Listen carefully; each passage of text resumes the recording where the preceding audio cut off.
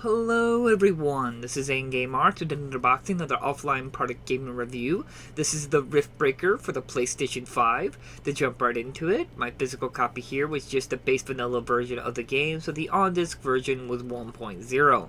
Now sadly there was a good size update available. This update size was 6.4 gigabytes big and will take you to version 1.19 since the time of making this video. Now, like always, I would like to show you the update history of what that content is in that update, but sadly right now, currently, PlayStation 5 games do not allow you to see the update history of PS5 games, but you can see the update history on PS4 games. So hopefully that will be fixed in the future. I will still keep trying to download it to see if the update history will show for PS5. But like always, I did play the entire game without this update, and I beat the entire game, and I had a blast doing so. But I do want to emphasize I did check this 6.4 gigabyte update, and it did fix and provide a little bit of alterations to the game that I was complaining about when I played it offline.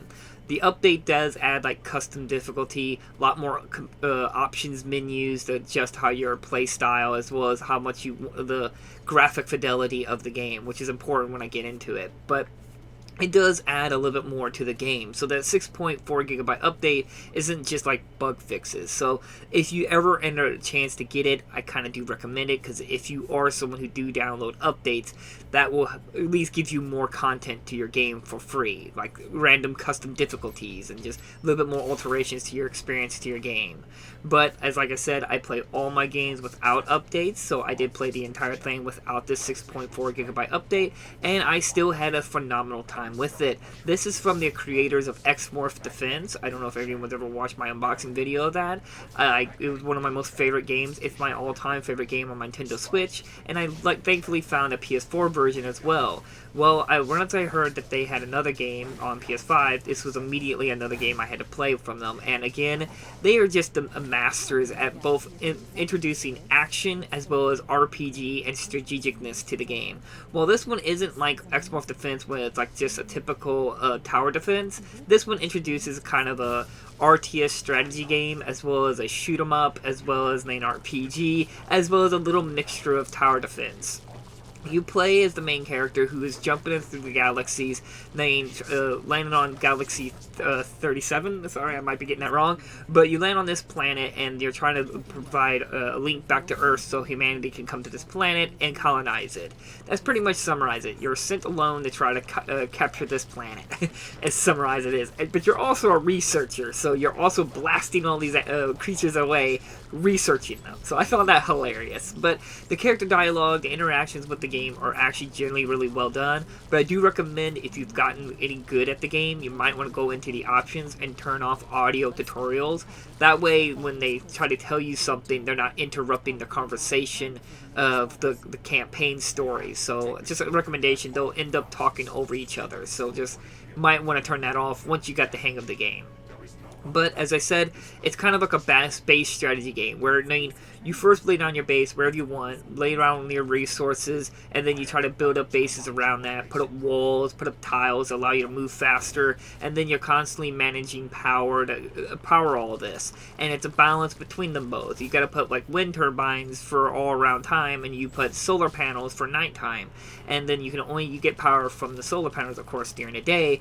That's why you build batteries to store up a bunch of power, so when you're not getting as much power during the night, you can survive it. It's basically a balance between exploration, research, as well as building their defenses and surviving each wave attack. And it gets progressively harder and harder. Each time you get like your base bigger and more advanced. It's very well done and very engaging, but I can see how some people might not find that all that much interesting. I'm well aware that these kinds of games are kind of a niche for the console market gamers, but me, I grew up with these kinds of games when I played like Command & Conquer, SimCity, Sim Theme Park, Panzer General back on PS1 days, so whenever I come across a strategy game like this, it always just is immediately something I gotta pick up for my consoles. I just love these kinds of games. But The only thing that's going to be really noticeable is that the controls are not as smooth and as accurate as you would like. This is definitely a PC game tried to brought over to console to the best they can. And I think they did a relatively good job. I mean, it could have been a lot worse, but at least they still introduced a cursor. You can still use a cursor like a mouse cursor, just use your joystick. I'm glad they had that, because some games just need to have a cursor. But this game really did the best they could. It's just you might want to have to approach it differently in terms of how you hold your controller at certain moments. Like you have to hold one button and then hold another and then reach over to hit your joystick to scroll across and lay down fences. It's very odd. But just a quick tutorial to help you out in the future if you do pick this game up. If you're laying down bases or something like that and you've upgraded your base, let's say you got level 3 defense towers. If you want to immediately lay down a defense tower at level 3, just before you place down the building, hold L2 and press X. That will immediately lay the highest level version that you have available. That'll save you a lot of time. But that little tutorial moment, I want to explain what blew this away for me, is that eventually you were able to explore other biomes, where it's like a desert, poison, tropical like a swamp, as well as like a volcano area. What's really cool is that when you go to these other biomes, you're not really restarting all over. You got to rebuild your base, but all your other bases that you've already established are still gathering resources. So you're not just like immediately just starting all over back to nothing. I thought that was really cool, and it kept it really engaging because it kept me like, okay, this base here, I got this going on. This base here, I got this going on. As well as this base is building up more ammo for me and everything. It was a nice collage of strategic planning and just balance out everything so you can finally beat the game.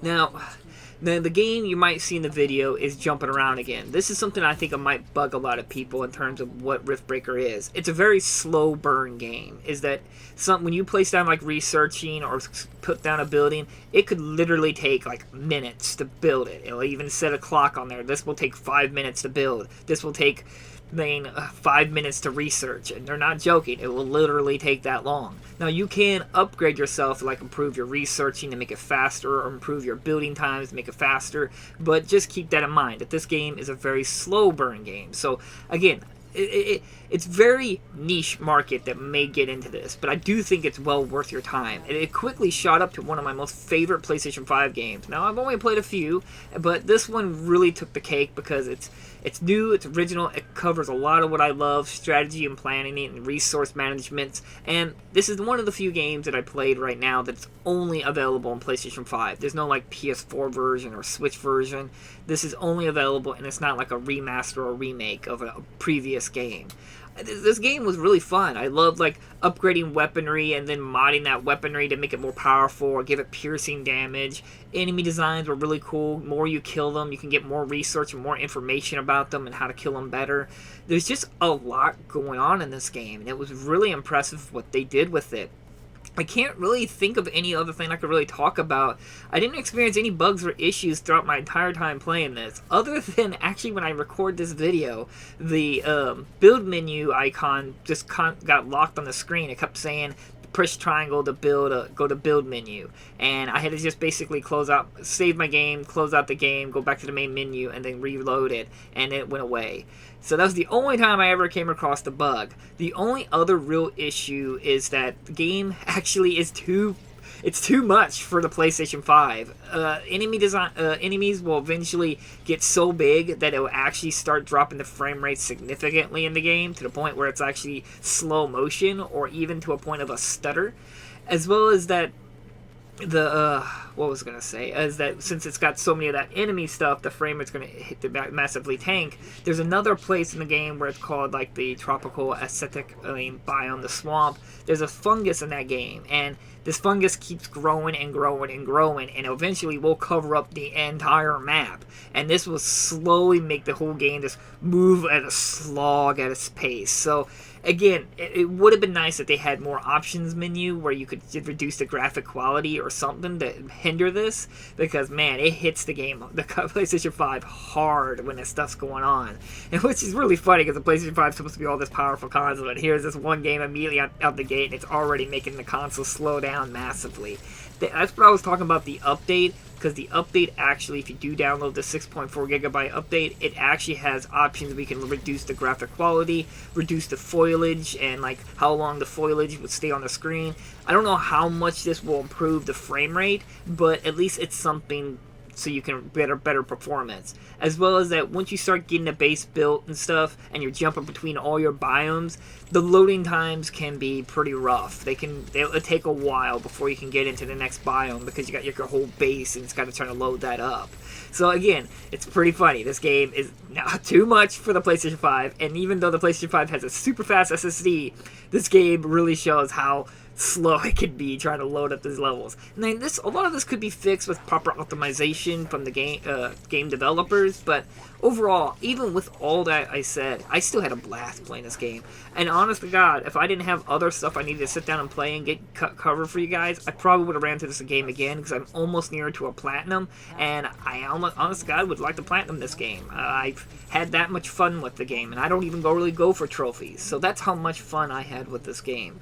I am well aware it's not for everyone, and the controls could be a lot better, and I'm sure some people might get pushed away because of the controls, but if you give it the time, I think you will find quite a hidden gem for your PlayStation 5 right now. And at the time of making this video, you can get a brand new copy for like $15. You really can't go wrong with this, picking this one up to try it out. It really is that good. And the only thing I can hope for, and I'm begging the developers in this video, is when you're finally done with all the DLC and updates and stuff, please make a complete edition like you did with Xmorph Defense. I would love that. I don't know if I would ever stop playing this game if they had a complete version of it. So, like always, I try to leave links down in the description. If you're Insta-copy, you've already heard me. I highly recommend the game. It's tons of fun. It's got a lot of content. The only thing that could probably even add more content is if it had offline split-screen multiplayer. I don't know how they would do that. I do know Xmorph Defense had split-screen multiplayer, offline, and I played with my brother on that one, so I can only hope this one would get that eventually down the road as well. So, like always, thank you all so much for watching. This was a lot of fun. I really enjoyed playing this game. I had a lot of fun with this. This was right up my alley of both strategy, resource management, as well as gameplay. So, again, I'll try to leave links down in the description. I can't recommend this game anymore. Just to throw it on your shelf and just support the developers and try out this unique little game that you can have play on your PlayStation 5. So, again, thank you all so much for watching, and I'll see you guys in my next unboxing video. Bye-bye!